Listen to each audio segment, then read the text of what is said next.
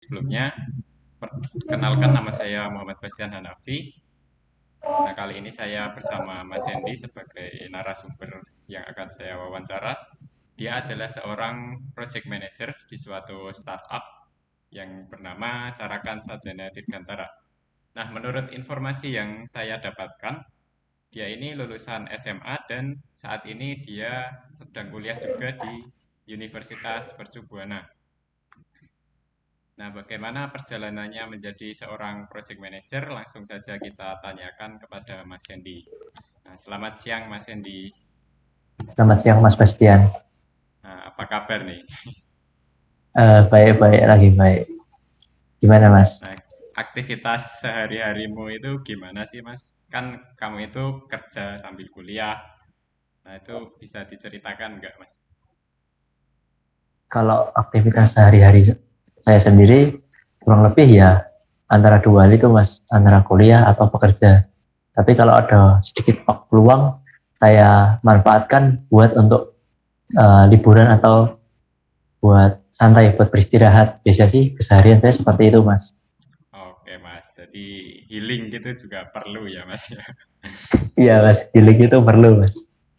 Nah, kalau informasi yang saya dapatkan itu kan Mas Yandi itu sekolahnya dulu SMA ya. Nah, dulu itu sekolah di SMA mana Mas kalau boleh tahu? Dulu itu saya sekolah di SMA Pangudi Luhur, Yogyakarta. Itu belakang PI. Saya lulusan tahun 2019. Oke, berarti masih muda dong ya. Udah Iya, jadi iya. project manager aja nih. Nah, untuk menurutmu itu pandangan masyarakat kalau lulusan SMA itu kan biasanya, wah SMA nih susah cari kerja. Kalau SMK kan bisa langsung kerja. Nah, itu apakah benar seperti itu atau enggak, Mas? Kalau dari stigma masyarakat sih banyak yang merasa kayak gitu Mas, karena mereka udah merasa ini Mas, merasa enggak pede tuh kalau dibandingkan dengan yang SMK yang mereka udah langsung pelatihan secara praktek. Kalau SMA kan yang dipelajari kan hanya teori-teori terus menerus. Mereka sejak awal tuh udah minder duluan tuh sama yang SMK. Padahal sebenarnya tuh uh, enggak sama karena sama aja karena pada akhirnya ketika bekerja tuh tetap akan belajar dari awal lagi. Itu sih Mas kalau menurut saya. Nah, sekarang ini kan Mas Endi ini kuliah ya. Kuliah itu jurusan apa, Mas? Di program studi apa gitu? Kalau aku sekarang ini kuliah di program studi ilmu komunikasi, prodinya itu marketing communication.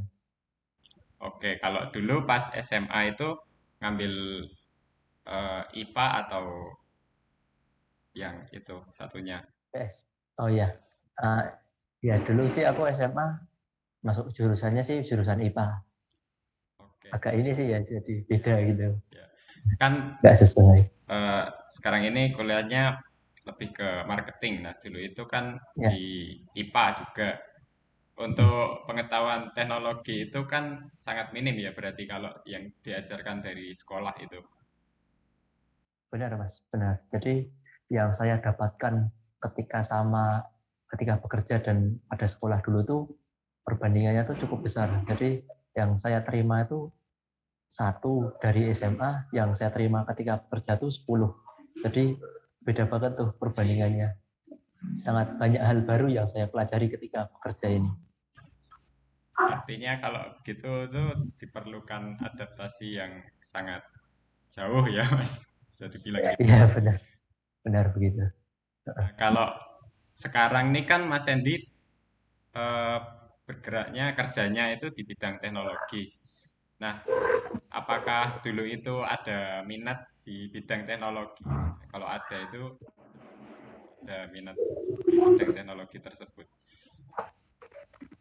Kalau dulu sih saya awalnya ini sih Mas, mau mendaftar ke MMTC, ke desain permainan permainan game. Jadi saya lebih ingin ke arah ke game developer dulu sebelumnya. Karena saya senang banget tuh sama yang namanya main game, sama bikin game itu saya paling senang banget minat yang kayak gitunya. Tapi akhirnya saya nggak lolos ujian, terus kapan itu dapat kesempatan tawaran untuk kesempatan tawaran untuk kerja di startup. Nah, akhirnya ya sekarang jadi seperti ini sih Mas. Bedanya tetap masuk ke teknologi juga walaupun bukan developer game. Oke. Nah, kalau dulu itu kan gimana sih Mas? Dari SMA kan, terus kuliah. Hmm, Nah, kok ya, terus tiba-tiba jadi PM? Nah, itu prosesnya gimana Mas? aduh, agak bingung juga sih jelasin yang itu. Eh, Sebenarnya saya sih juga kaget ya awal-awal pas dipindah tugaskan untuk jadi PM. Karena pada saat itu kan saya masih awal-awal banget tuh bekerja. Jadi masih banyak hal yang belum saya pahami mengenai teknologi. Eh, Terus kan akhirnya ya dari atasan pun disarankan ya yang penting ikut aja dulu, pas ntar akan sedikit demi sedikit bertahap sesuai dengan mulai adaptasi sedikit demi sedikit. Akhirnya pun ya saya juga nyoba nyoba mulai beradaptasi, mulai coba-coba ngulik lagi, mempelajari gimana sih caranya jadinya project manager, gimana sih caranya manajemen manajemen tim. Nah itu akhirnya sekarang ya udah mulai bisa adaptasi lah dengan yang kondisi sekarang jadi PM. Terus kemudian kalau jadi PM itu suka dukanya gimana Mas? Banyak banget sih mas, banyak banget. Jadi sih kalau suka dukanya itu kan kadang dari pimpinan tuh minta ini, minta A ke tim, tapi sedangkan tim itu masih sedang mengerjakan yang lain. Nah, saya harus cari solusi atau cari cara supaya permintaannya pimpinan tuh bisa diterima, tapi tim tetap bisa melanjutkan pekerjaannya sebelumnya. Terus kadang juga ada pimpinan tekanan dari pimpinan kan yang cukup lumayan tinggi itu kepada tim. Jadi kan saya harus bantu juga bagi-bagi bebannya mereka supaya mereka bisa fokus ke pekerjaannya dan ntar bisa nyelesain sampai sampai target, sampai deadline, sampai yang apa mau dicapai. Macam-macam sih, harus pintar-pintar komunikasi sama atur apa ya, atur mental juga sih mas. Gitu sih mas. Nah, kalau misalnya kita kerja di bidang teknologi itu kan biasanya ya kerjanya duduk terus gitu. Nah, itu Hmm. biasanya terus pinggangnya sakit gitu. Iya. Ada ini enggak Mas? Tips atau trik gitu biar punggungnya nggak sakit gitu. Kalau tips Biasanya punggungnya nggak sakit ini itu sih olahraga atau gimana gitu. ya olahraga itu juga yang penting sih ini sih Mbak, apa tuh banyak menggerakkan tubuh. Jadi karena mayoritas pekerjaan di bidang IT kan duduk depan laptop atau duduk yang berlama-lama mantengin layar komputer, pasti kan yang gerak kan cuma tangan. Kalau bisa sih setidaknya ambil waktu lah 15 menit atau 30 menit untuk gerakin badan yang lain untuk peregangan supaya kita nggak capek badannya, nggak sakit juga pinggangnya atau ini supaya badan kita juga tetap ikut gerak. Yang penting adalah itu mas, Nah, kalau pintar-pintar bagi waktu. oke. Nah, kalau dari Mas Hendy ini apakah olahraga juga atau enggak ini? Saya kemarin tuh sempat ikut olahraga untuk supaya ngerain badan, tapi karena semakin waktunya semakin udah mulai banyak yang keambil untuk pekerjaan, saya udah nggak ikut lagi sih. Tapi kalau saat weekend itu biasanya saya usahain untuk jalan-jalan atau jalan-jalan keluar rumah atau lakuin peregangan setidaknya biar tubuh saya nggak kesakitan atau nggak enak gitu. Jadi harus itu tadi ya bersama dengan healing. Nah, itu bisa sambil jalan-jalan gitu biar Iya, badannya nggak sakit gitu. ya, yang terpenting adalah healing. Ya. Ya. Nah, terus eh, Mas Hendy ini kan sambil kuliah kerja juga. Nah, Mm. itu cara bagi waktunya itu gimana sih, Mas? Kalau aku sih karena aku tipikalnya orang yang lupa ya, gampang lupaan.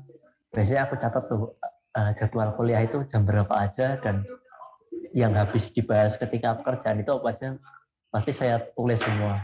Jadi kalau di HP saya tuh biasanya mesti banyak tuh ada catatan notepad pekerjaan Kalau di kalender itu ada kalender jadwal ujian sama jadwal kuliah. Jadi yang saya lakuin supaya manajemen saya teratur, manajemen waktu saya teratur, sama saya bisa bagi waktu, saya bikin catatan-catatan kecil untuk ingat diri saya bahwa ini sekarang jamnya kuliah, ini sekarang jamnya kerja.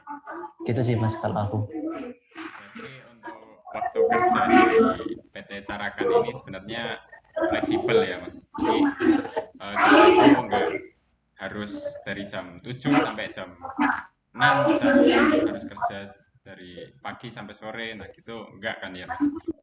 Iya Mas, kalau di IT kan kita modelannya fleksibel. Yang terpenting adalah nyampe deadline dan deadline-nya kan tercapai sesuai dengan yang diminta.